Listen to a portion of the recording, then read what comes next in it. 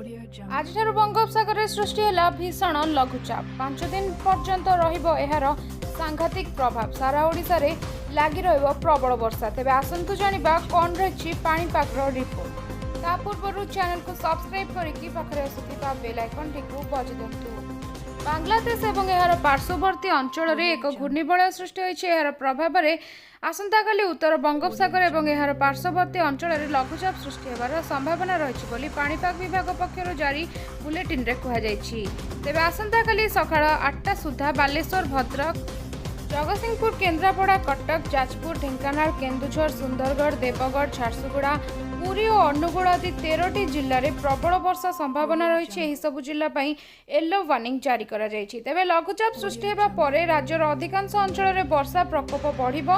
वर्षार प्रभाव 5 दिन पर्यंत लगी रहिबो। एथिपई 25 रु 27 तारिख पर्यंत विभिन्न जिले में ऑरेंज वार्निंग जारी होइतिबा बेले 28 तारिख पई येलो वार्निंग जारी होइछि।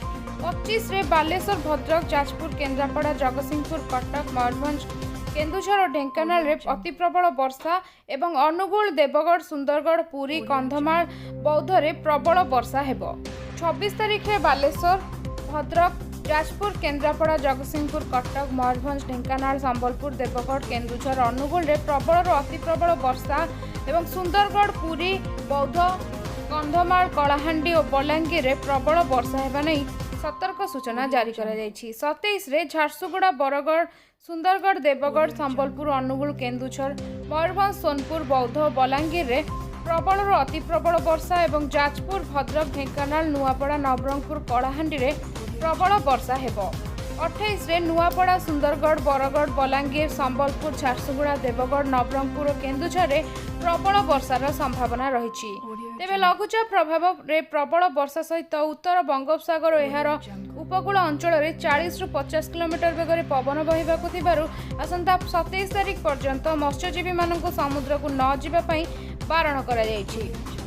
पाणीपाग विभाग पक्षर सतर्क कर दिया जायछि। तेबे यह वर्तमान समय सबुठारु बड़ खबर आज लघुचाप एवं आसंता 5 दिन पर्यंत रहिबो यार सांघातिक प्रभाव। तेबे आपणक अंचल में वर्तमान स्थिति कौन रही वर्षा हेउछि कि नहीं आमको कमेंट सेक्शन में जणांतु।